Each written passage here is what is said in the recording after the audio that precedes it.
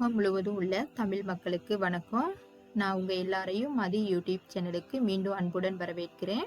இன்றைக்கி நம்ம என்ன ரெசிபி செய்ய போகிறோம்னு சொல்லி பார்க்குறதுக்கு முதல்ல இது வரைக்கும் என்னோட சேனலை சப்ஸ்கிரைப் பண்ணாதவங்க சப்ஸ்கிரைப் பண்ணிவிடுங்க. அது பக்கத்தில் இருக்கிற பெல் ஐக்கனையும் கிளிக் பண்ணிவிடுங்க. அப்போ தான் நான் போடுற ஒவ்வொரு வீடியோ உங்களுக்கு நோட்டிஃபிகேஷனாக வந்து சேரும். சரி வாங்க என்ன செய்ய போகிறோம்னு சொல்லி பார்க்கலாம்.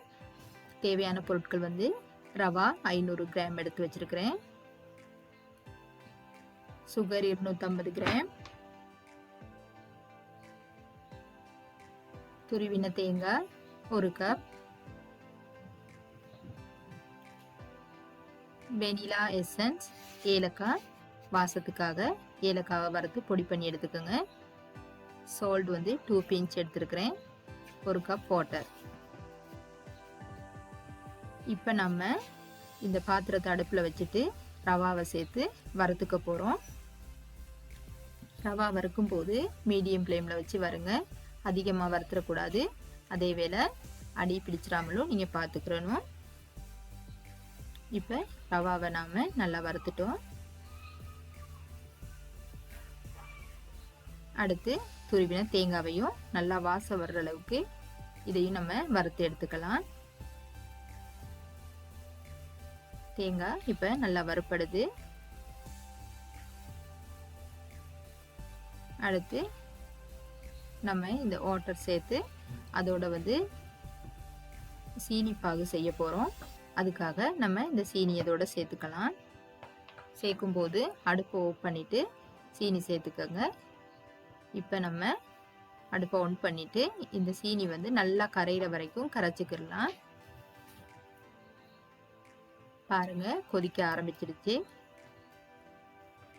இப்போ இந்த பாகு காய்க்கும் போது நம்ம அதிகமாக நூல் பதம் வர்ற வரைக்கும் காய்க்க தேவையில்லை.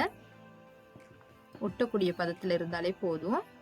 அதிகமாக நூல் பதம் வந்துச்சுன்னு சொன்னால் ரவா வந்து கட்டி ஆயிடும். கட்டி ஆயிடுச்சுன்னு சொன்னால் நம்மளால் ரவா லட்டு பண்ண முடியாது. இப்போ இந்த பாகு ரெடி ஆயிடுச்சு. நான் அடுப்பை ஆஃப் பண்ணிவிட்டு இறக்க போகிறேன். அடுத்து இந்த மாதிரி ஒரு பவுல் எடுத்துக்கோங்க. அதில் வறுத்து வச்ச ரவாவை சேர்த்துடுவோம். இதோட 2 பிஞ்ச் வந்து சால்ட் வச்சுருக்கேன் இல்லையா, அதையும் சேர்த்து நல்லா மிக்ஸ் பண்ணிடலாம்.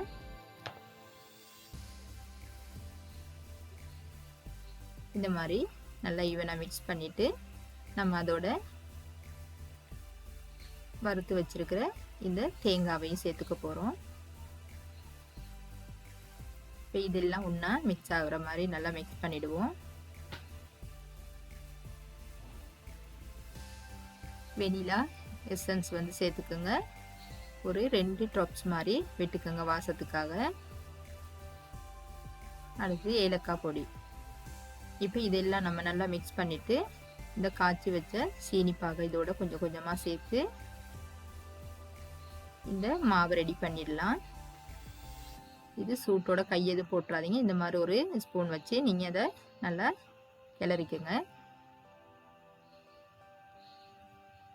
இப்போ நான் சூடு கைக்கு சூடு தாங்கக்கூடிய அளவு சூட்டோட இந்த ரவா லட்டு பண்ண போகிறேன். சூடு வந்து ஆறிடுச்சு அப்படின்னு சொன்னால் ரவா லட்டு பண்ண இயலாது. இந்த லட்டு வந்து எப்படி பிடிப்படாது. பாருங்கள் இப்போ நான் இப்படி காட்டுறேன்னு சொல்லி எவ்வளோ அழகாக வந்திருக்குன்ட்டு பாருங்கள். இந்த மாதிரி நீங்களும் பண்ணிக்கோங்க. இப்போ நாம் இருக்கிற எல்லா ரவாவையும் லட்டு பண்ணி எடுத்துக்கலாம்.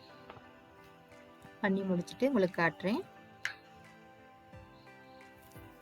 பாருங்கள் இவ்வளோ அழகாக வந்திருக்குன்னு சொல்லி. ரொம்ப சுவையாக சாஃப்டாக இருக்கும். நம்ம டின் பால் எதுவுமே சேர்த்துக்கல, அதனால இது கல் மாதிரி இருக்காது. ரொம்ப சாஃப்டாக இருக்கும். நான் உடச்சி காட்டுறேன் பாருங்கள் எவ்வளோ சாஃப்டாக இருக்குன்னு சொல்லி. ரொம்ப டேஸ்ட்டாகவும் இருக்கும். பார்த்தீங்களா?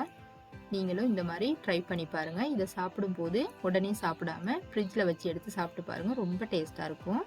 என்ன நேயர்களே, இந்த வீடியோ பிடிச்சிருந்தா லைக் பண்ணுங்கள், ஷேர் பண்ணுங்கள், கமெண்ட் பண்ணுங்கள். நான் மீண்டும் ஒரு சுவையான ரெசிபியோடு உங்களை சந்திக்கிறேன். இவ்வளோ நேரம் என்னோட வீடியோ கவனிச்சதற்கு நன்றி.